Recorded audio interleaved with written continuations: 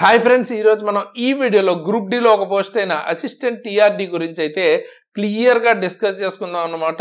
One by one ప్రతి విషయం గురించి పర్టికులర్ గా మనం ఒక్కొక్కటి ఇమేజెస్ యూజ్ చేసుకుంటూ ఇక్కడ ఉన్న జాబ్ రోల్ గురించి కావచ్చు, లేకపోతే శాలరీ గురించి కావచ్చు, ఇందులో జాయిన్ అయితే మీకు చదవటానికి టైం ఉంటుందా, ప్రమోషన్స్ ఎలా ఉంటాయి, తర్వాత డ్యూటీ అవర్స్ నైట్ షిఫ్ట్స్ ఉంటాయా లేదా, ఓకే, పోస్టింగ్ ఎక్కడ వస్తుంది, సిటీలోనా లేకపోతే టౌన్లోనా, ఎట్లాగా, ఫ్యామిలీ లైఫ్ ఉంటుందా ఉండదా, ఇందులో జాయిన్ అయితే లేడీస్కి ఎలా ఉంటుంది, వర్క్ లోడ్ ఎక్కువ ఉంటుందా తక్కువ ఉంటుందా, లేకపోతే ట్రైనింగ్ ఉంటుందా ఉండదా, ఇలా complete details one by one ఒక్కొక్కటిగా ఇమేజెస్ని చూస్తూ మొత్తం పోస్ట్ గురించి డీటెయిల్గా అయితే తెలుసుకుందాం. సో చివరి వరకు చూడండి, అస్సలు మిస్ అవ్వద్దు.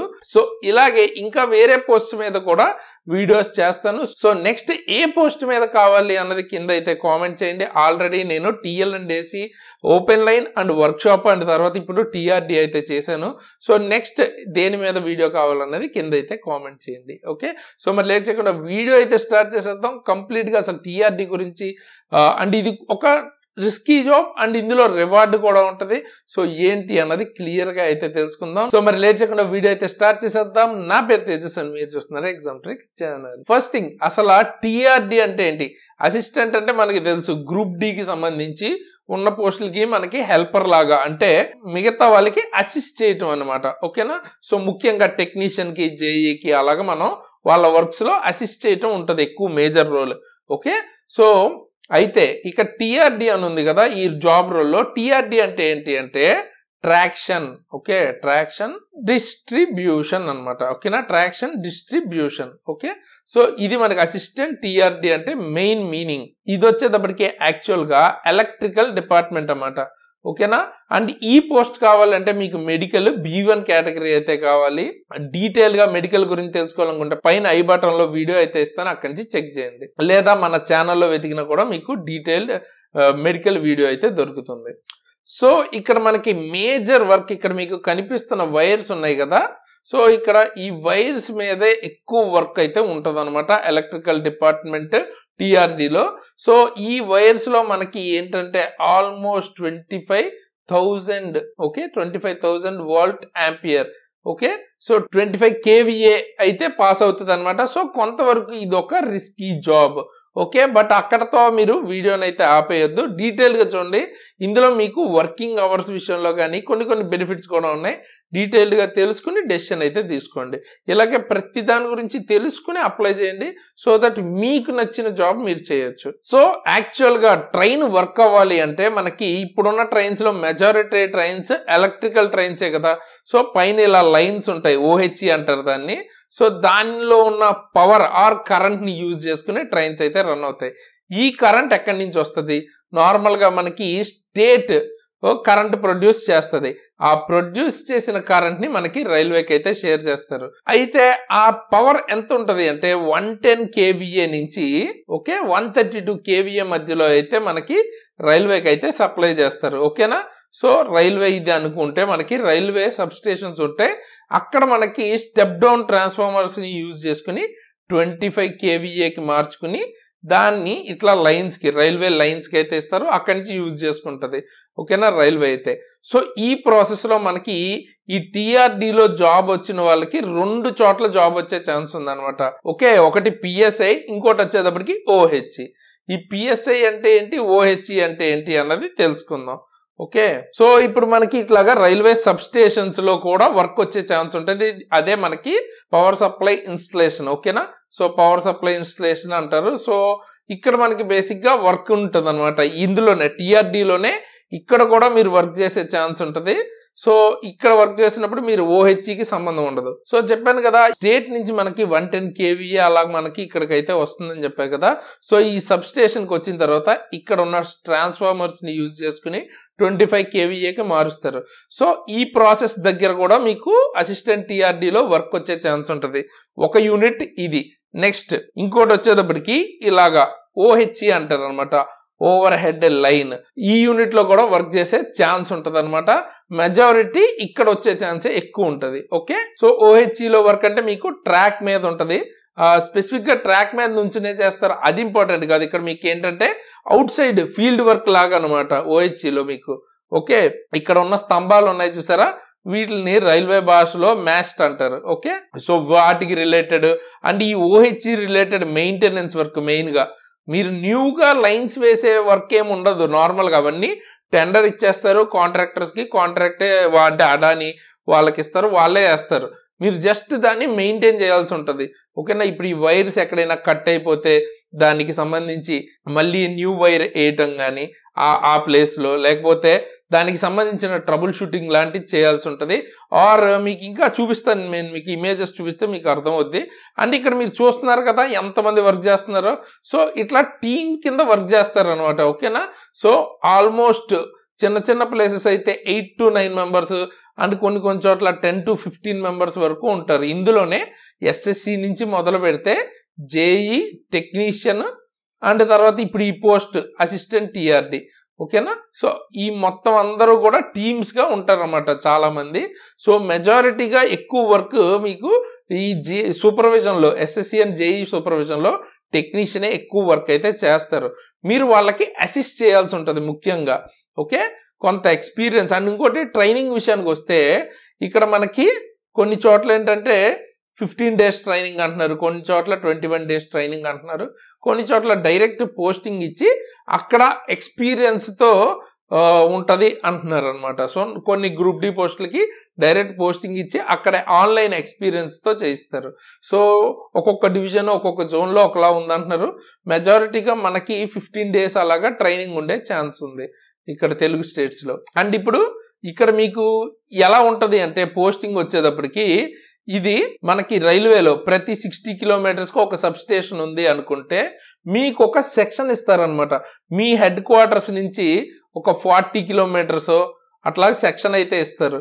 అంటే డబల్ లైన్ అయితే 40, లేకపోతే సింగిల్ లైన్ అయితే అంటే వెళ్ళి వచ్చే ట్రైన్స్ ఇప్పుడు ఇక్కడ చూడొచ్చు మీరు, వెళ్ళడానికి ఒక లైన్, రావడానికి ఒక లైన్, ఇట్లా ఉన్న లైన్స్ ఉన్న దగ్గర ఏమో 40 kilometers అలా వస్తుంది. లేదు రెండింటికి కలిపి కొన్ని చోట్ల సింగిల్ లైన్ ఉంటుంది అనమాట.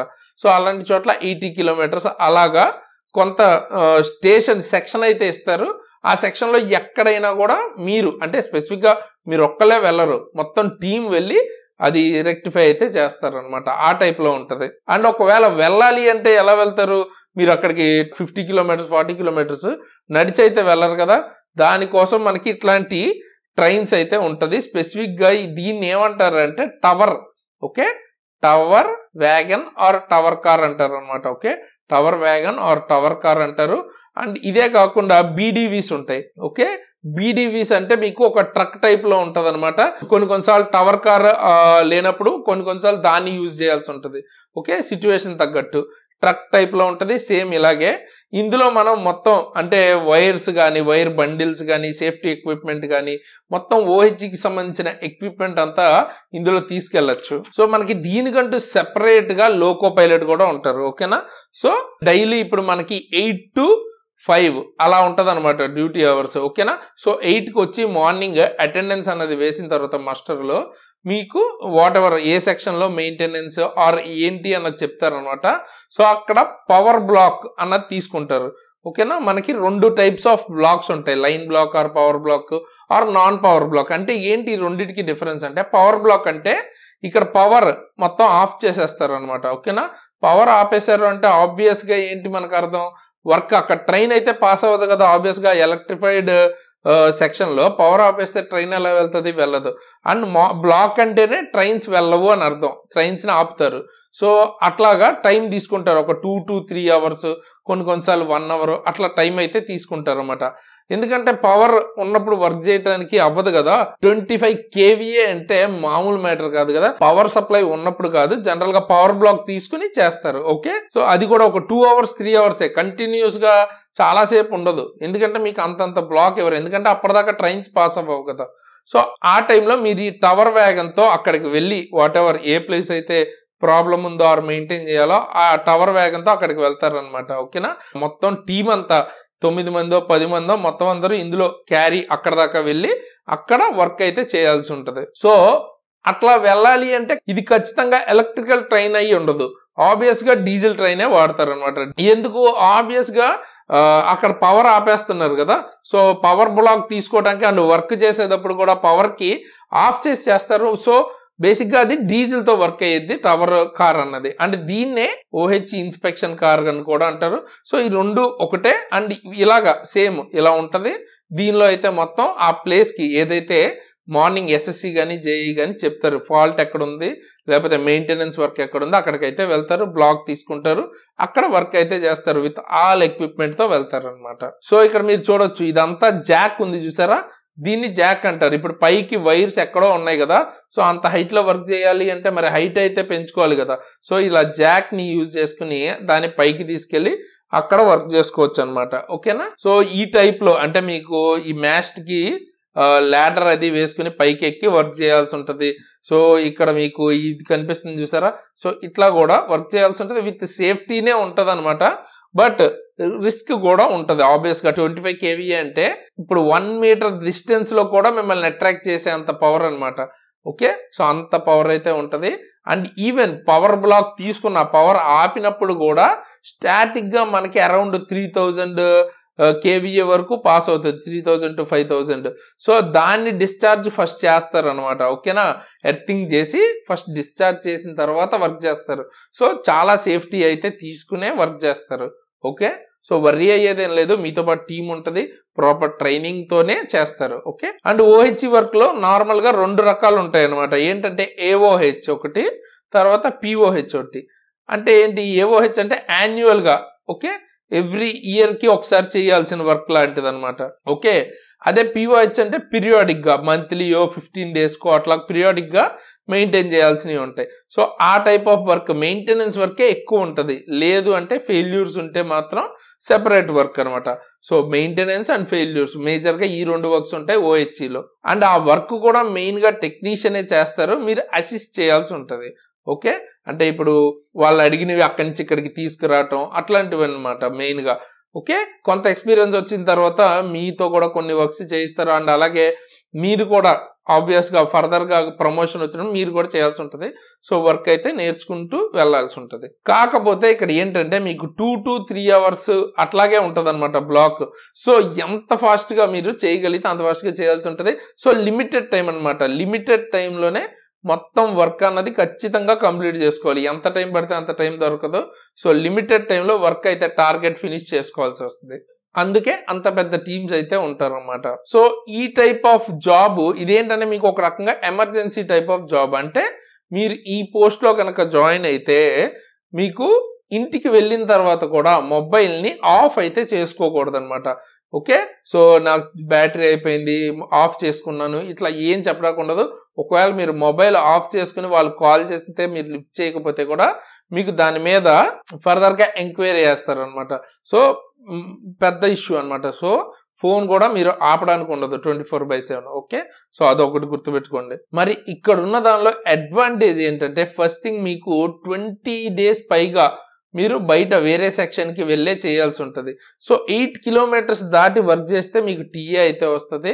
సో దీనిలో మీకు ఈ ఆల్మోస్ట్ 20 days పైగా వెళ్తారు కాబట్టి చాలా మంచి TA అంటే 7K to 8K above TA అయితే ఎక్స్ట్రాగా వస్తుంది నార్మల్ శాలరీతో పోలిస్తే. అండ్ దాంతోపాటు ఇంకా హైలైట్ ఏంటంటే మీకు ఇందులో 2 to 3 hours మాక్సిమం బ్లాక్ ఇస్తారు కాబట్టి మీ వర్క్ అన్నది అందులోనే ఫినిష్ చేసుకోవాల్సి ఉంటుంది. ఒకవేళ ఫినిష్ అయిపోతే మీకు తర్వాత మాక్సిమం చాలా చోట్ల ఇంకా ఎక్స్ట్రా వర్క్ ఏమి ఉండదు అనమాట. సో మనకి 8 to 5 వర్క్ అయినా కూడా మీ 2 to 3 బ్లాక్ ఇచ్చినప్పుడు మాత్రమే చేయగలుగుతారు కాబట్టి వన్స్ ఆ వర్క్ అన్నది ఫినిష్ అయిపోతే మీకు టైం అయితే దొరుకుతుంది. సో ఫర్దర్ గా చదువుకోవడానికి కూడా కొంతవరకు బాగుంటది అనమాట. ఎందుకంటే 2 to 3 hours 4 hours కొంచెం రిస్కీ జాబ్ అయినప్పటికీ చేసేసుకుంటే వర్క్ అన్నది మీకు తర్వాత టైం అయితే దొరుకుతుంది. అండ్ చెప్పాను కదా ఈ పోస్ట్ అన్నది మీకు ఎక్కడ పడితే అక్కడ ఇవ్వరు అనమాట. సో ఇది మీకు కొంచెం మరీ చిన్న స్టేషన్స్ కాకుండా junctions, big stations or at least towns లో అయినే ఉంటది అనమాట పోస్టింగ్ అన్నది. సో మీకు ఒకవేళ చిల్డ్రన్ ఉంటే వాళ్ళ ఎడ్యుకేషన్ కానీ మెడికల్ కి రిలేటెడ్ ఇబ్బంది పడే ఉండదు. ఎందుకంటే సిటీస్ లోనే కానీ టౌన్స్ లో కానీ ఉంటది, మరి చిన్న చిన్న రోడ్ సైడ్ స్టేషన్స్ లో అయితే ఉండదు. సో అదొక పాజిటివ్ థింగ్. సో మేజర్ గా వర్క్ గురించి చూస్తే ఇట్లా మీరు పైకి అయితే ఎక్కి చేయాల్సి ఉంటది, లేదా ల్యాడర్ పట్టుకోవడానికి సపోర్ట్. సో ఇటువంటి టైప్ ఆఫ్ వర్క్ అయితే ఉంటది అనమాట. సో ఇక్కడ మీకు దీని గురించి మాట్లాడుకోవాలనుకుంటే మీరు OH లో ఇట్లా వైర్స్ మీకు ట్రైన్ వెళ్ళేటప్పుడు ఇట్లాగా ఈ వైర్కి టచ్ చేసుకుంటూ వెళ్తుంది చూసారా.